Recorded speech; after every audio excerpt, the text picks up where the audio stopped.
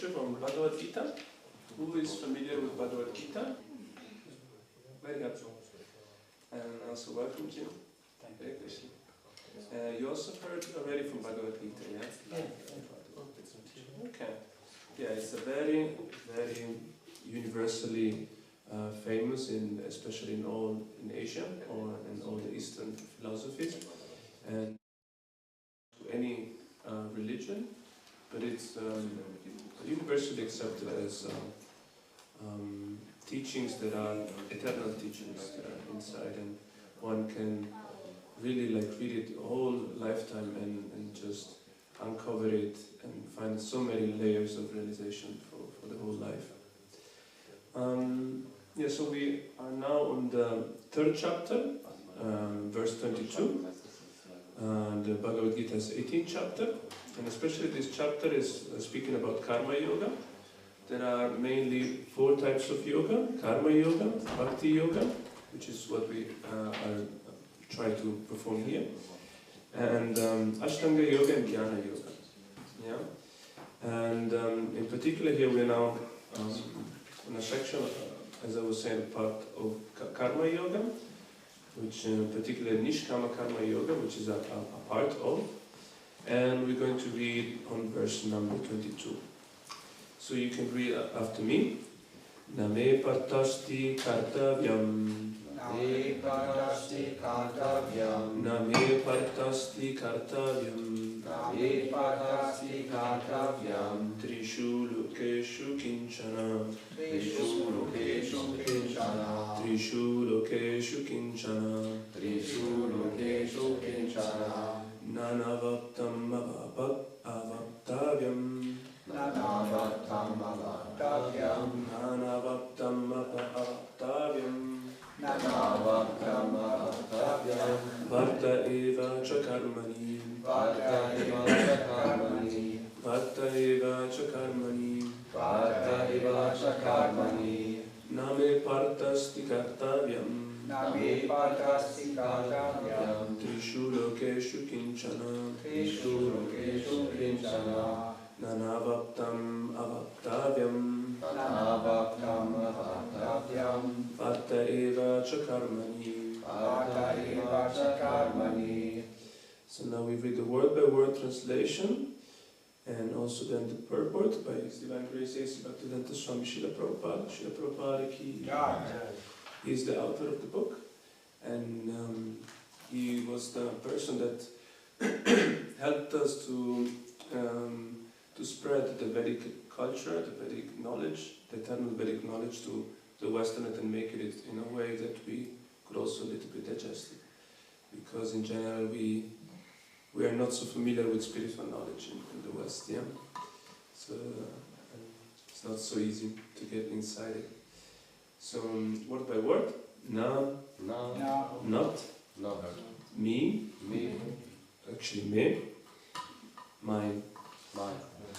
Partha, O son of Prita, Asti, there is, Kartavyam, prescribed duty, Trishu, in the three, Lokeshu, planetary system, Kinchana, any, nothing.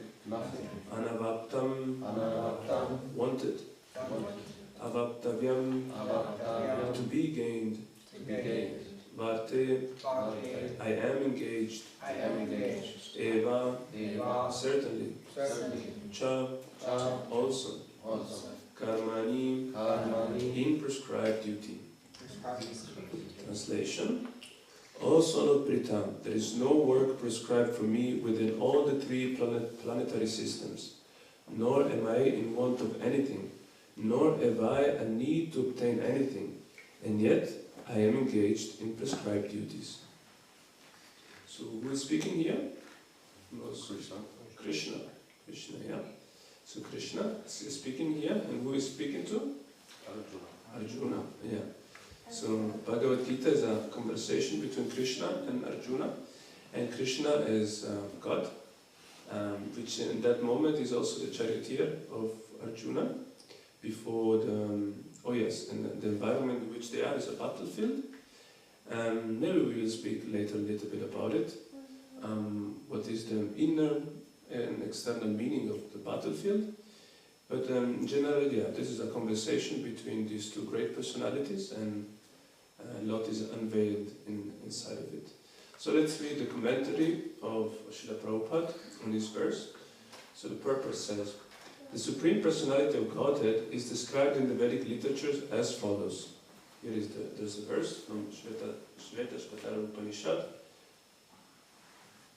Tamishvaram paramam maheshwaram tam devatanam paramam chadaivatam patim patinam paramam parastad vidamadevam bhuvanesham idyam natasya karyam karanam cha vidyate natat shamash chabhyadikash chadrishyate parasya shakti vividaiva shruyate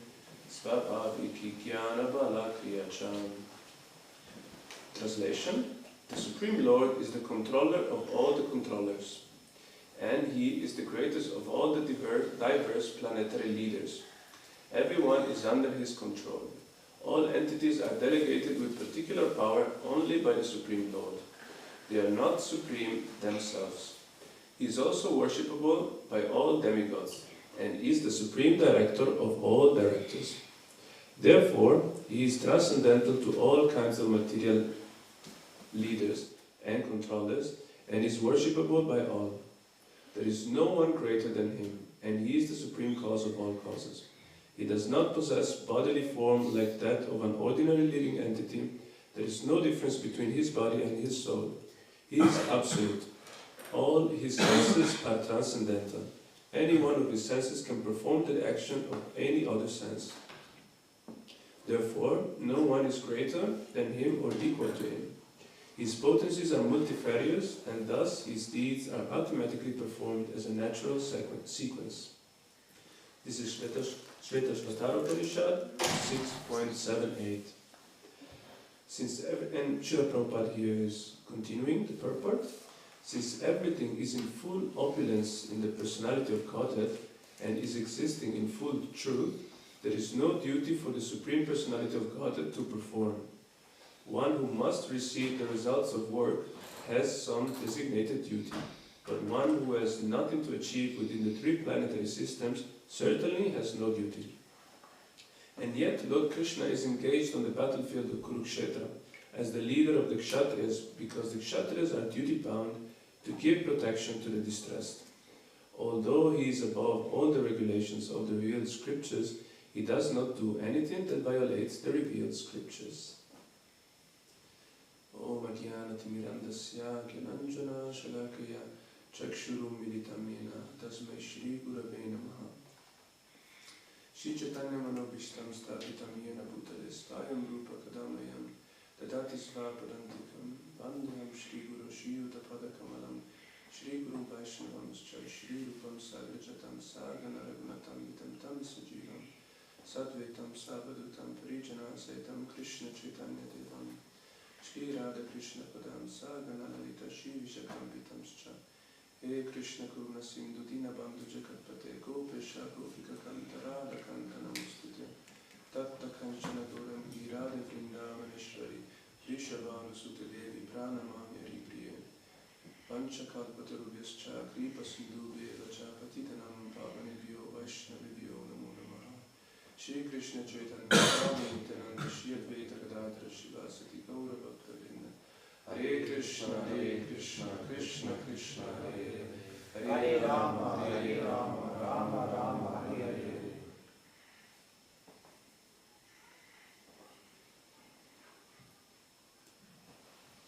So again I will read the verse.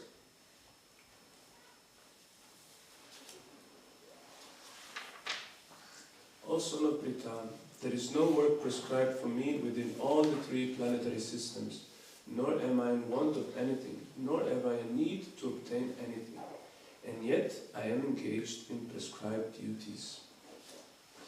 So, just to make a little comment on what is Krishna saying here, yeah? and also giving some context here. So we start from a few verses before, and Krishna is saying one of the most relatable, I would say, teaching, especially at the beginning in the Bhagavad Gita, which is so we do, of course, a living entity, any living person is doing different activities in this world, yeah?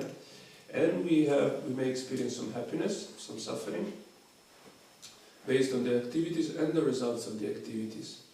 And Krishna is saying, don't be attached to the results of your activity, but do all the activities as a matter of duty, yeah? And what does that mean?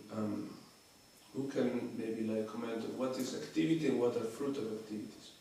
Does somebody have an example of activity and result of activities? Yeah? The normal one, like going to work and earning some money. Right, yeah. So activity is working and the fruit is getting money. Right, exactly. Another example could be an actor, and one of the results of being an actor is fame. Yeah, I get good fame. Or it could be I'm going to the hairdresser, and this is an activity that I do, and the result of it is maybe beauty, that I get more beauty, hopefully.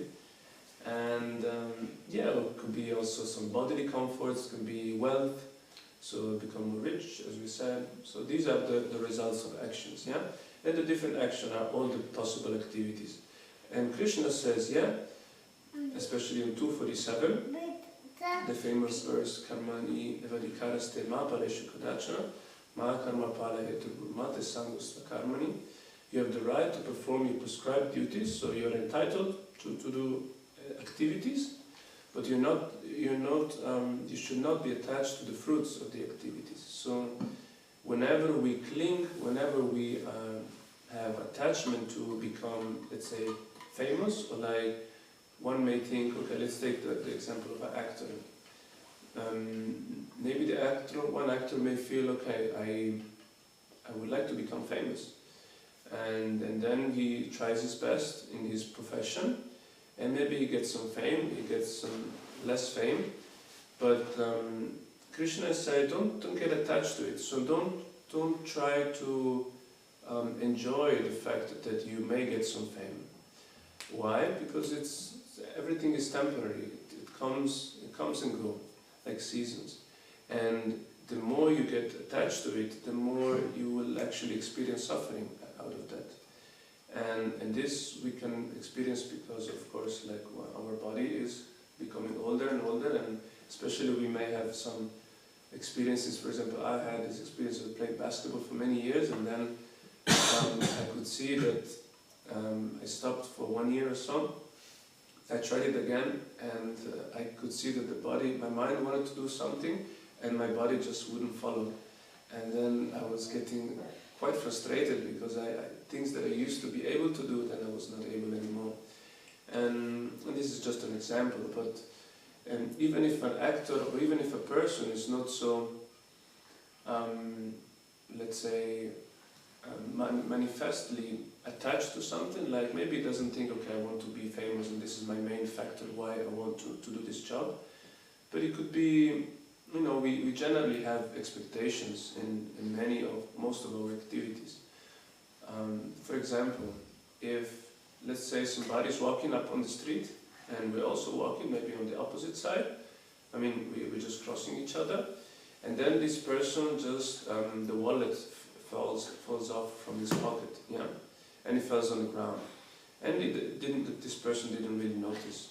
And then he keeps on walking, and we're like, oh, wow, this is the wallet from this person. Okay, we just take it, and we just run behind the person, and we try to give them back, And imagine that you give to the person, and the person would just grab it, and then without saying anything, without even having any kind of feedback, he just walks and keep on walking.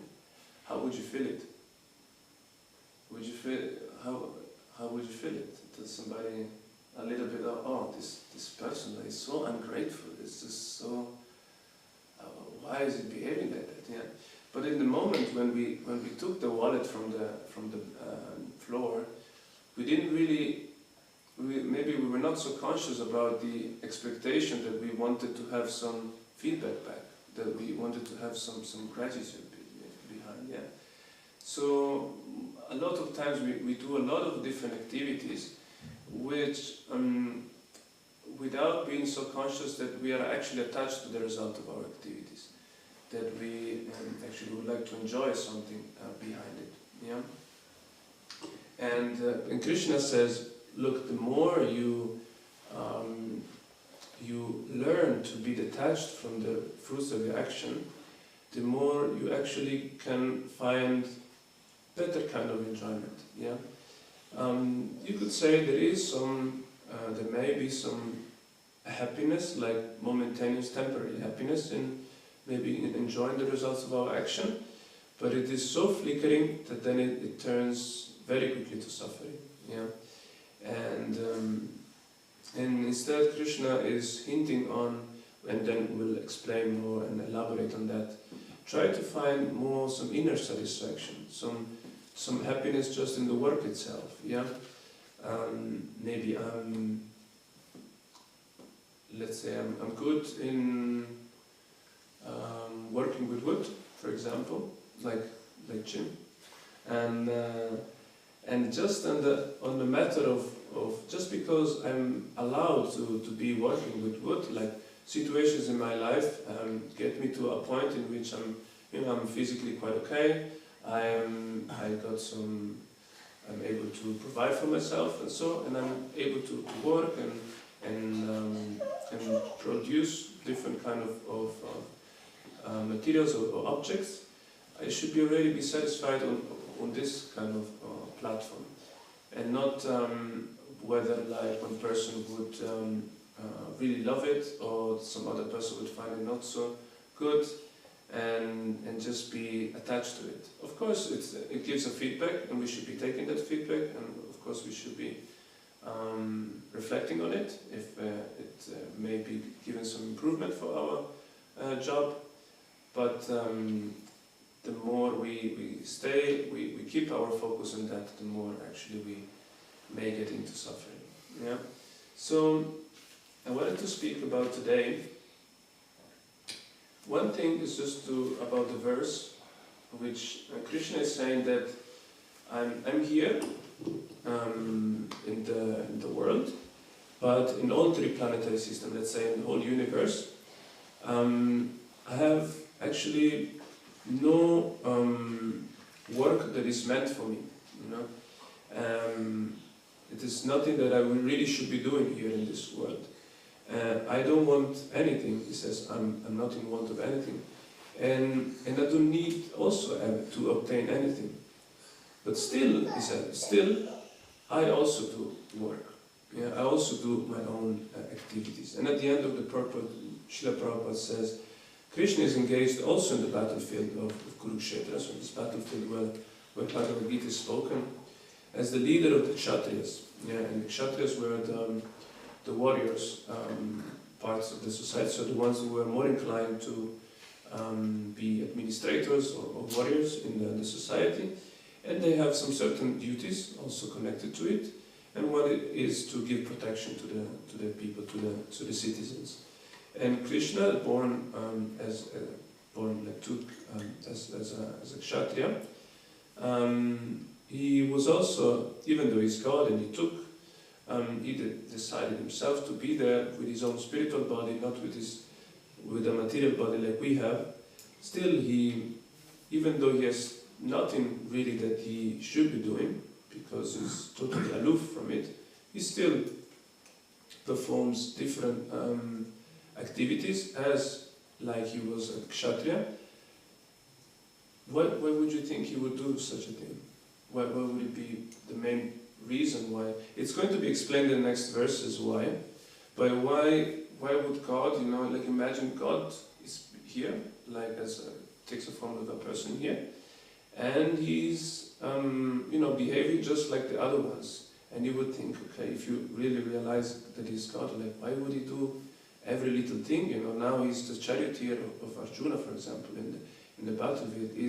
The charioteer is not an elevated position. You know, charioteer, and especially in those times, was mean like it was I wouldn't say low, but not for sure what a king would do, or like a kshatriya would do. Yeah, but still Krishna does take that activity, and very gladly also. So why would it be? Do you have an idea why would Krishna still be doing engaging himself in activities? Yeah, Ravi? It's maybe a little bit complex, but Krishna, God loves actually to serve his servants, like his intimate friends. Right, yeah, it's so beautiful. Krishna, especially in this example, being a charioteer of Arjuna, he has an eternal relationship with Arjuna. Arjuna is a very intimate friend of him, and especially when we have a loving relationship and we have quite a connection with a person, we just naturally would like to do something for this person, yeah. And we are not so much, especially if we are really have a deep one, we're not so much concerned of whether we are going to experience so much distress on our endeavor to serve them or to do something nice for them, but we gladly do it. An example could be, I don't know if it ever happened to you, somebody comes to your house, and of course when they come to your house you usually cook also for them. But generally if you would cook just for yourself, you would, I don't know, open some old cans that you have not opened yet, or like cook a very quick pasta or something like that, just on one main preparation, and then you keep on with the other activities. But when somebody comes to your place, it could be a guest, but even like a friend, then most probably you may think even before, okay, what can I buy for him? I should be going to the supermarket, buy this ingredient, maybe I can do this recipe and this other one, 3, 4, 5 preparations, and you do it very gladly. There's not much of sacrifice that you feel on your direction. It's something that you do out of relationship that you have with him, yeah? And Krishna in this example, as Robin says, is Krishna of course is very, very humble, and actually he is the humblest. God is also the most humble, and he has he really doesn't feel it at all as a sacrifice to be the charioteer of Arjuna, even though he's God himself. And he likes to serve, and serve is not meant of course in a negative way, but it means as to be of service of others, because that's how he expresses his love to this person, yeah. And so this is also one of the reasons why he still engaged himself in the prescribed duties or in activities, because when he relates to himself to devotees or like to people that he has a relationship with, that he would just like to do something for them. But especially prescribed duties, so duties that are connected to his own social kind of position that he has. And of course, us being in a society, we all have our own social position. But the moment which we are born, we're part of a family. We're part of a bigger, let's say, little society of the town where we're coming from, and we have our own duties, like maybe go to school, depending on the family, of course, and doing supporting maybe the job of our parents. Just engaging in some sports with our friends, and then as we grow up, usually also responsibilities also become bigger and bigger. But of course we have our own prescribed duties that comes out of relationships that we have with people. Yeah, and Krishna was also performing those, but the main reason why he does that is out of example. Yeah, because if imagine like you have somebody, especially, God is speaking the whole Bhagavad Gita, which is full of amazing teachings and very deep realization for the human condition, for every human. And imagine if when he comes he would behave totally the opposite. Yeah. So would you really feel like, okay, shall I really follow this instruction, or is he really God, or like? And you may have some doubts, or you may feel like, I don't know, maybe you should be doing something else. And Krishna himself so give the example, because he will tell later in the next verses, because also in general, whatever, actually what he says on the previous verse, whatever the action also great man performs, common man follows usually. Yeah. And when we have a strong leader also in society, we could see it makes a big impact, and people are very inclined generally to follow these exemplary acts. Yeah. And this, of course, also for God is no different from him, in the sense that he, of course, he understands very much this dynamic, and he actually created this dynamic, and so that's why he's engaging himself in prescribed duties. Yeah. So today I wanted to speak about, okay, what are prescribed duties, yeah, and why are they? Does somebody has a thought on, do we also understand what prescribed duties are? I just explained a little bit before. Does somebody would like to say, okay, why are there prescribed duties? Yeah. Yeah, if somebody is a householder, he has Yeah. to take care of his family. He has Right. to earn money and care for his wife and children, for instance. Yeah, exactly, yeah. So these are duties that are there because of the relationships that we naturally have with the society, with the particular role that we're playing in our own day-to-day life, yeah? And I was reflecting that we were speaking some verses before, that the principle that Krishna brings all the living entities in the material world, and along with making them being in the material world, he also gives the principle of yajna within. Yeah, and yajna, as we said, is sacrifice. And as we could see, everybody is doing some little sacrifice for others. I mean, if we have any kind of position in society, or if we engage in different relationships, we always have to do some little sacrifice. We cannot just do whatever we would like. Because of course also others are people, and we would have to come into terms. We would have to also organize ourselves how to fetch, for example, food, how to educate oneself. So we have to find some common ground, yeah? And this is some kind of these are all belongs to sacrifices, yeah? And there are of course many, we spoke already about it, many different types of sacrifices. But I want to give the definitions of sacrifice that Srila Prabhupada gives, which is actions not meant for a self-centered benefit. So again, sacrifices are actions not meant for a self-centered benefit, yeah, which makes much sense, yeah. And in the prescribed duties, we have this principle of yajna just within, yeah. Whenever we are supposed to do some different duties within our society, like in his example, we are a householder, so we have a family. We may do. That means, okay, if I'm a father, I have some certain duties. Mother, certain other duties. Even children have their own duties. Yeah. You have an idea why are sacrifices important?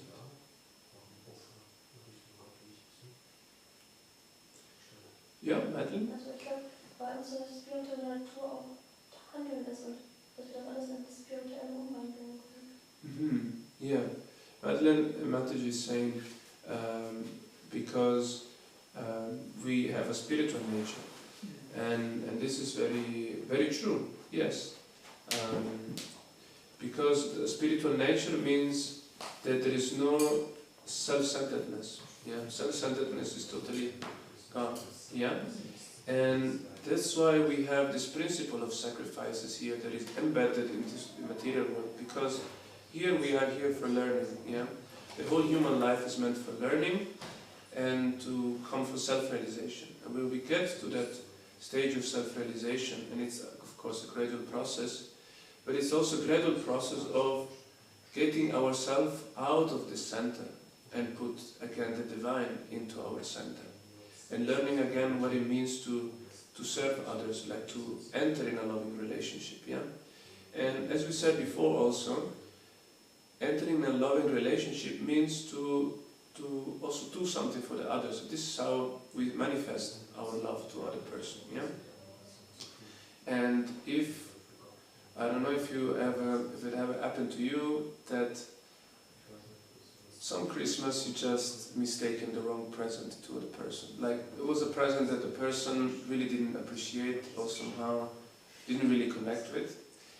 And sometimes it could be that you just did a mistake. You thought, okay, I thought this person would have liked it, but it also happened to me. I remember, like when I was a kid, I gave it to my brother something to play that I actually wanted to play. So by him having it, I thought, okay, maybe I can also play a little bit with it. And of course he didn't like it because he was that time 4 years younger than me, and it was a play that was more for my age than for his. And so just reflecting back, when if we try to do something for others, but comes from a self-centered kind of thought process, then it's not about, this is really not a loving relationship that is going to be established. Yeah, this is not. So when we try to do, when we establish a loving relationship, and it's actually everybody's looking for that. Yeah, so we all know, like basically half of all the songs that we produce nowadays, we talk about love. Yeah, and especially about how they're missing somehow love. And loving relationship means to do something for the others. Like if we have, even when we were youngsters, maybe we will fall in love with somebody, and all we could think is just the other person, because this person who is so nice, has all the most beautiful qualities, and I just want to do something for this person. I want just to buy some present. I would just want to, whatever little things that I have, I can just give it to this person, and I just see this person smile, and I will be just happy just by that smile, and that's just by feeling, oh yes, this person was got satisfied. Yeah. So just to go back to the point is sacrifice. So doing something for others, and not in a self-centered way or looking for some certain benefit. This is where the principle of Yajna is within the prescribed duties. Yeah, and I was reflecting how the temple environment is also perfect for prescribed duties. Yeah, does somebody have an example of that? Prabhu, what do you think? Is it good temple environment to learn prescribed duties? Yeah, definitely. For example, when you have already an education, when you come from a different background, and then visit a temple, you can also implement it here. Right. You can do that work here. Right. Yeah. Yeah. And we were living 35, 40 people, even a little bit more, in a small farm, and you can imagine how many things there are there to be done, like fetching the food, like taking care of the cows, garden, our daily worship, buy things, doing the live stream, so many different activities that we try to do for the others, for preaching activities, or also for strengthening our spiritual activities and spiritual practices. And to get all these different duties done, we would have to organize ourselves. Yeah, and of course there needs to be organization. So somebody would be giving some duties to different people, and this becomes prescribed duties. Yeah, and being in such in a community, this is all about prescribed duties. Yeah. And there is a lot of love also into that, yeah, by the different dealings that we can have in the different situations. And I was thinking of the concept of responsibility, yeah.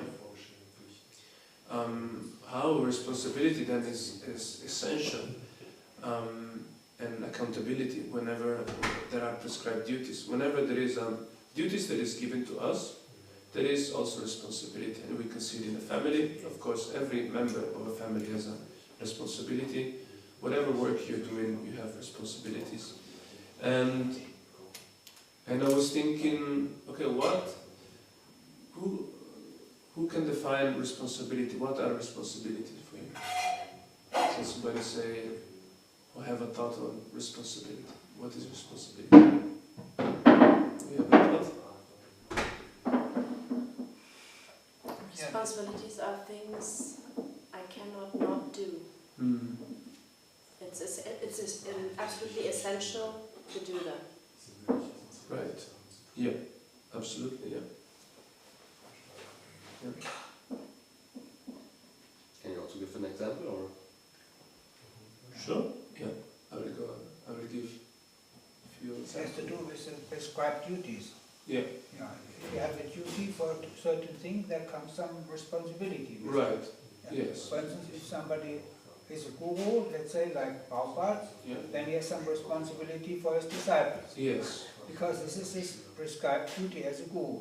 Right. Like that. Yes. Yes. Exactly. In both these examples, or both these definitions, like I see the concept that first, like we cannot put so responsibility comes hand in hand with relationships. Yeah.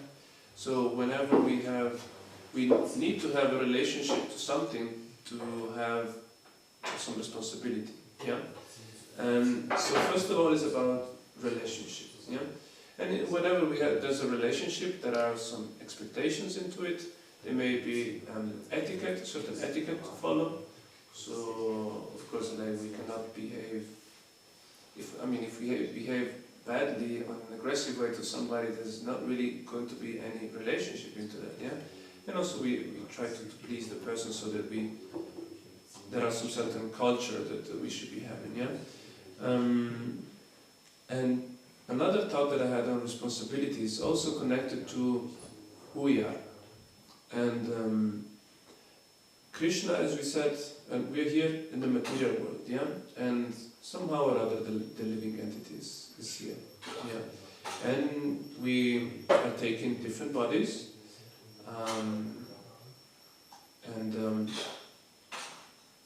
so Krishna, we said also that the yajna, this principle of sacrifice, also comes within, and we are engaged in different activities here in the material world to learn. As soon as we get some little cough or other kind of health issues, we see it, how we really realize how the body is actually limited, and it has an beginning and expiring also date also at a certain point. But Krishna is given to us whenever we have the possibility to have a body, also the free will, and which is something that he never takes away from us. And this free will, so this opportunity to. So what is free will actually? Let's ask. How is our free will manifested? So our free will is manifested through our desires. Yeah. So we are able to desire whatever we would like to. Yeah. Doesn't have to necessarily be manifesting or not immediately, but we have the possibility of desiring whatever we would like to. Some desires are objectively a little bit better. Some other desires may not be so good. Especially self-destructive desires, yeah, which could be gambling addiction, it could be heart intoxication, and so on and so forth. And some others instead may be more conducive for our own life. But this very point of free will, of having this possibility of desiring whatever we would like, first of all, is at the center of a loving relationship. And this is why, of course, like we have this free will, and also when we have this free will, Krishna is saying, okay, like you have the possibility of desiring whatever, yeah, and gradually I would like you to realize that actually what you're looking for is to connect again with me, but I want you to do it just by your own free will. Imagine like if you have, what kind of love can be there if you're forcing the other person to have a relationship with you? There's not really love, you know. You will not be, of course, satisfied in any kind of way, to just force a person to be, yeah. And that is why we have this. We have the free will. We have the capability of turning our own attention and desires towards different places. And Krishna, of course, really wants us to really deep meditate on. This is what also is saying to Arjuna. He tells the whole Bhagavad Gita, and then in 18.63 he says, "Okay, I told you everything, and now deliberately just think on it, and then you decide whatever you would like to do." So imagine Krishna is speaking for so long, for so many hundreds of verses, and at the end I tell you, look, I told you what would be the best way, the best in your interest. I told you what are some directions which would not really bear some good fruits, but ultimately this is your choice. And but what I would really love, and that's what a good parent do, he always would give a good piece of advice to a child, to his own child. And even though he would leave, let's say he's a teenager, he would leave him, okay, you do what you need to do, maybe you have to go through some learning experiences, but he would certainly not refrain to give his own advice to the person. Why not? Why would he do so? Because he loves the person. He wants actually the best from the other person. So he wants to give all the possible good advice so that he could make the best decision out of it. Yeah. And because he wants to keep and foster more this loving relationship. Yeah. So our free will, as I said, is connected to is manifested through our different desires, and it's there because of love, ultimately, because of wanting to develop again this loving relationship. And in this free will, there is much responsibility, yeah, because the way we desire, or the way we would like to go in our life, the way we manifest, we direct our own desires, the way is also the world going to answer to our own desires, yeah. And this we see it from, so many different ways. We could see also where our life stands right now, and it's all a consequence of all these different little choices that we have done in the whole our life, yeah. And these were all coming from our own desires, whether we were conscious of it, but mostly it's for subconscious kind of desire, yeah. But still, we have our own free will, yeah.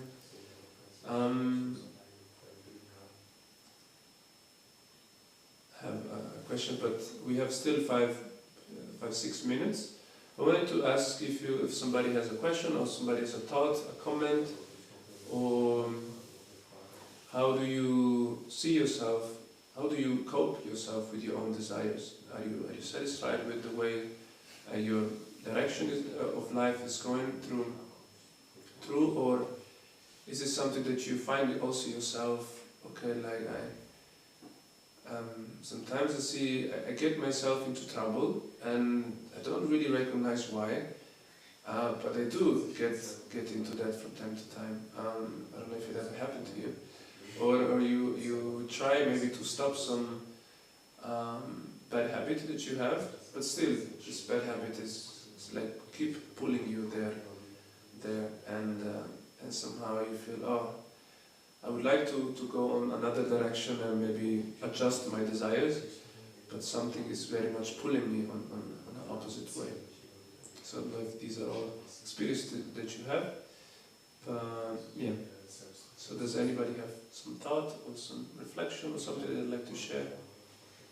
Yeah? Yeah, definitely the second one you described fits perfectly for me. Oh yeah? Some desires that I have from previous activities. And still, when I'm here in the temple, I mean, sometimes I'm going back, but then I also come back to the temple, and yeah, it's hard, you know, it's hard sometimes to just focus on the service. But actually, the longer I stay in the temple, the more, of course, it goes away, but it's still there. Some impulses and pulses pulling you. Yeah. We all certainly have. Yeah, I have a question. Usually we understand from prescribed duties, we have a system, like some Varnashram Dharma system. Yeah. And if somebody has some other idea, let's say he lives in some other society where there's some other idea how to manage, then he has some other duties, right? Right. So the prescribed duties depend on the wie sagt man, structure you have in your brain, what you think is right to do, and what is the system like that. Well, yeah, you could say so. Well, of course, like, because we're living with other people and in a certain society, and as you mentioned, of course, the prescribed duties in one certain culture or country are maybe different from like in a Muslim country, they have different setting, what is duty, what is not to be done, and what is to be done, like that, you know. If you live in a Christian society, or let's say they have some other duties, whatever. Yeah. So it depends what you accept for yourself as, wie sagt man, soziale Struktur. And we learn from Prabhupada that this Varnashram Dharma system is the best. Can you a little bit explain about that? Why we should accept that? Why we should accept this Varnashram Dharma system, which we learn in... yeah, surely we should, because Krishna created this system, and he says in Bhagavad Gita that he created 4 divisions of society for his good functioning, and that is why ideally and theoretically that's the best for a healthy society. The structure is the best because it's very natural. It is embedded in our bodies. Yeah. But of course also Srila Prabhupada says that it's Varnashram Dharma. Nowadays it's almost not possible to do it because of our conditioning. Yeah. Yes, on one side we have different countries have different culture, and we have different prescribed duties, of course. But on the other side, Bhagavad Gita is very much universal in the sense that it goes into human principles. For example, charity. Yeah, and no matter which kind of different system that you may have, charity is a principle that for sure is going to be there, or sacrifice, for example, or penance, yeah, or just general good behavior to other people, and principles of karma, yeah. So there are different kind of duties. Of duties that a person in any different positions may have, and no matter what is your kind of system that you have, there is always there will be a need for those activities to be performed, and this is for our own benefit. Yeah, well, the more we engage ourselves in. Try to get out of, as we said, of our self-centered kind of motives, and maybe we perform these different activities then, and also without attachment to the results, the more we get our consciousness elevates, and the more we get to a higher platform, to a deeper, towards the direction of self-realization. Yeah. Ich habe so die Feststellung gemacht, Krishna macht uns das irgendwie so schmackhaft, unsere Pflichten. Drängt uns nichts auf. Wir wissen, was wir für Pflichten haben, aber drängt uns zu nichts.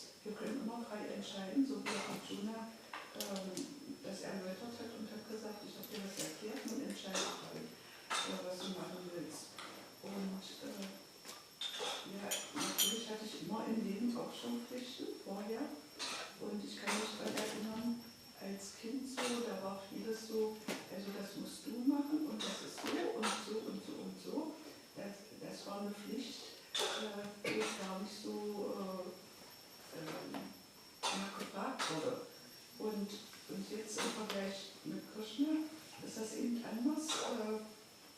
Er drängt uns nichts auf.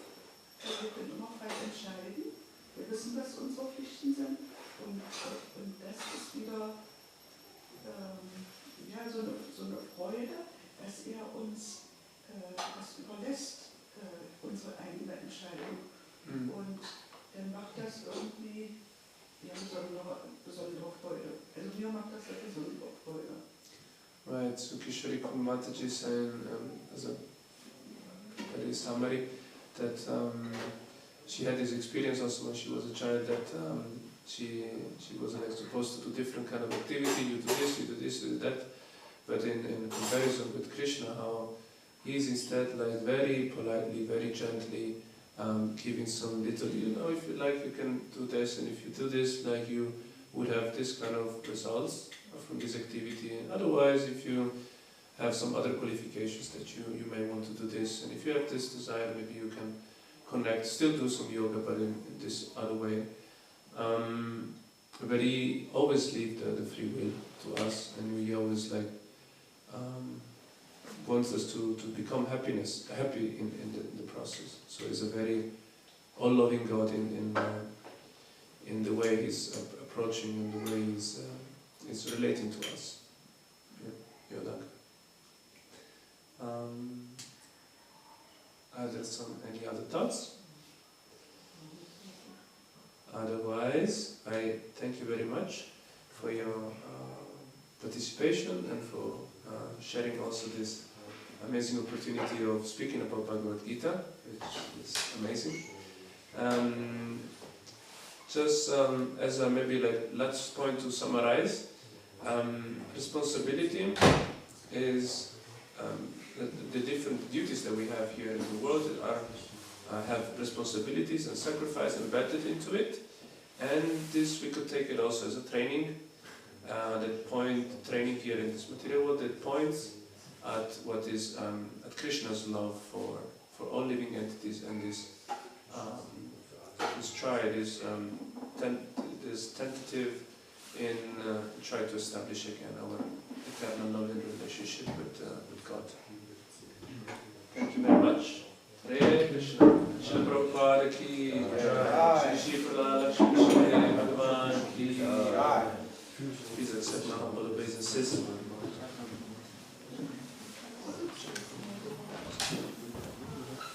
Thank you for the last lecture.